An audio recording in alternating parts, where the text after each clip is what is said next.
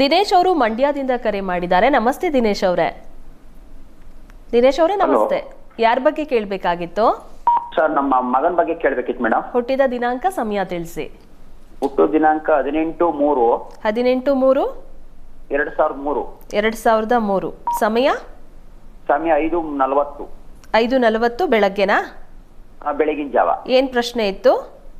ಅವರು ಕೆಲಸ ಸಿಗತ್ತೆ, ಗವರ್ಮೆಂಟ್ ಕೆಲಸ, ಮುಂದಿನ ಜೀವನ ಅಂತ ಕೇಳಬೇಕು. ಶಾಸ್ತ್ರಿಗಳಿದ್ದಾರೆ, ಮಾತಾಡಿ. ದಿನೇಶ್ ಅವರೇ ನಮಸ್ಕಾರ. ನಮಸ್ಕಾರ ಸರ್. ನಮಸ್ಕಾರ.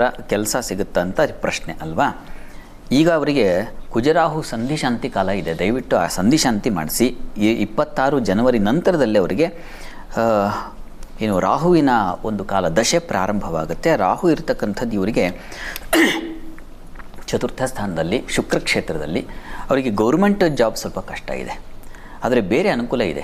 ಕುಜನ ಬಲ ಚೆನ್ನಾಗಿರೋದ್ರಿಂದ ಈ ಎಲೆಕ್ಟ್ರಾನಿಕ್ಸ್, ಎಲೆಕ್ಟ್ರಿಕಲ್ ಇವುಗಳಿಗೆ ರಿಲೇಟೆಡ್ ಆಗಿರ್ತಕ್ಕಂಥ ಟ್ರೈ ಮಾಡಬಹುದು. ಆ ರೀತಿಯಲ್ಲಿ, ಆ ದಾರಿಯಲ್ಲಿ ಚೆನ್ನಾಗಿ ಅನುಕೂಲ ಆಗುತ್ತೆ. ಒಳ್ಳೆಯದಾಗಲಿ. ಕರೆ ಮಾಡಿದ್ದಕ್ಕಾಗಿ ಧನ್ಯವಾದಗಳು. ಶಾಸ್ತ್ರಿಗಳೇ, ಇವತ್ತು ಯಾವ ವಿಶೇಷ ಮಂತ್ರದ ಬಗ್ಗೆ ವೀಕ್ಷಕರಿಗೆ ತಿಳಿಸ್ಕೊಡ್ತಾ ಇದ್ದೀರಾ?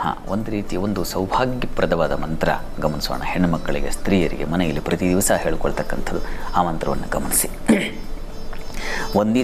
ವಂದಿತಾಂಘ್ರಿ ಯುಗೇ ದೇವಿ ಸರ್ವ ಸೌಭಾಗ್ಯದಾಯಿನಿ, ರೂಪಂ ದೇಹಿ ಜಯನ್ ದೇಹಿ ಯಶೋ ದೇಹಿ ದ್ವಿಷೋ ಜಹಿ ಅಂತ.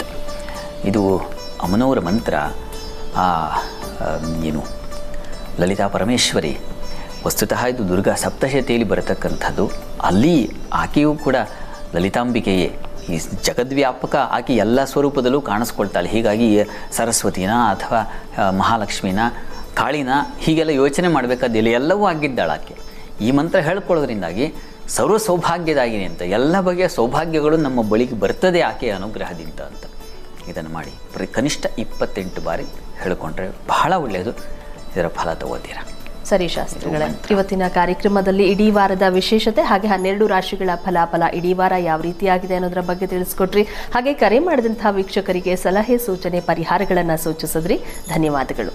ಸರ್ವೇ ಜನಾಃ ಸುಖಿನೋ ಭವಂತು, ಸಮಸ್ತ ಸನ್ಮಂಗಲಾನಿ ಭವಂತು. ಎಲ್ಲರಿಗೂ ಶುಭವಾಗಲಿ.